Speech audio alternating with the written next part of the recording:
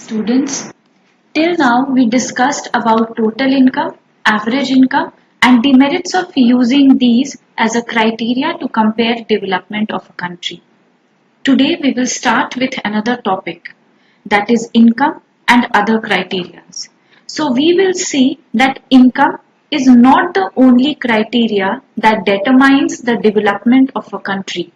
There are other criteria too that are equally important. So let us start.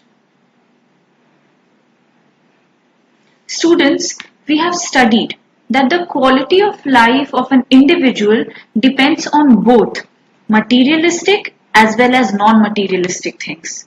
That means, apart from better income, people also look for other goals such as security, equal treatment, freedom, etc. Similarly, when we talk about a country, besides average income, there are other important attributes too. Let's have a look at this table that is from your NCERT textbook. According to this table, Haryana has the highest per capita income and Bihar is at the bottom. So if per capita income has to be used as the measure of development, Haryana will be considered the most developed one and Bihar the least developed state of the three. Now let us look at this table again from your NCERT textbook. In the previous table, per capita income was taken as the criteria to compare states. But here, as you all can see, there is no mention about per capita income. And the criteria used are infant mortality rate, IMR, next literacy rate and net attendance ratio. So first let us understand the meaning of these terms and then we'll move ahead with this table. The first term is infant mortality rate. Infant mortality rate indicates the number of children that die before the age of 1 year as a proportion of 1,000 live children born in that particular year. So this is the definition of infant mortality rate.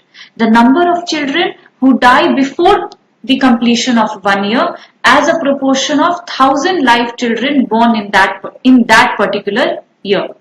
Now students, if you all are using old edition book, then please check the definition of IMR that is given in your book on page number 10. And if it is written 100, please make it 1,000 because that is a misprint. Okay, now the second term. So the second term is literacy rate. Before that, before we move to the definition, let us just discuss how is literacy defined in India for official data or who are considered as literate. So a person aged 7 years or more who can read and write with understanding in any language is called a literate person. So what will be literacy rate? Literacy rate is the total percentage of the population of an area at a particular time aged 7 years or above who can read and write with understanding any one language. So that will be the literacy rate. It measures the proportion of literate population in the 7 and above age group. Coming to the third term, that is net attendance ratio. It refers to the total number of children of age group 14 and 15 years attending school as a percentage of total number of children in the same age group, that is 14 and 15 years. Now here it is taken as 14 and 15 years students because according to this table we are talking about secondary stage. The formula to calculate net attendance ratio is to divide the number of students of 14 to 15 years of age attending school by the total population of the corresponding age group and then multiply the result by 100. Suppose there are 80 students of 14 to 15 years of age group. Those 80 students of 14 to 15 years of age group who are attending school. and the total population of 14 to 15 years of age group is 100. So net attendance ratio will be 80 by 100 into 100. So that will be 80%. Now coming back to table 1.4. So now that we know the meaning of all the terms that are used in this table, let us move ahead. So according to this table, students, the first column of this table shows that in Kerala, out of 1,000 children born, 10 died before completing 1 year of age. But in Haryana, the proportion of children dying within 1 year of birth was 33, which is just triple. On the other hand, the per capita income of Haryana is more than that of Kerala, as shown in table 1.3. So in the previous table, we studied that Haryana has more per capita income as compared to Kerala. So if per capita income were to be used as a measure of development, of course Haryana will be considered as the most developed. But if we see this infant mortality data, then we cannot consider Haryana as more developed than Kerala.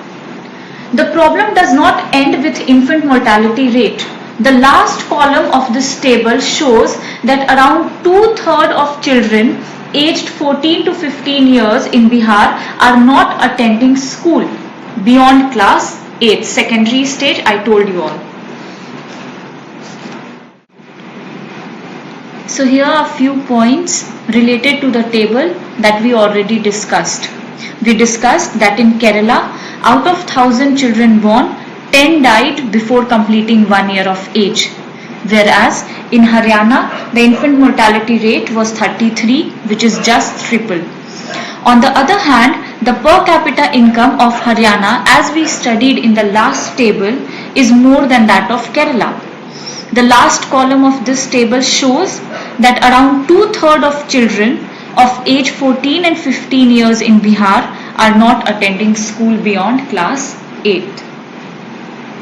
So from all these students, we can conclude that money in your pocket cannot buy all the goods and services that you may need to live well. As we discussed, the example of Haryana and Kerala.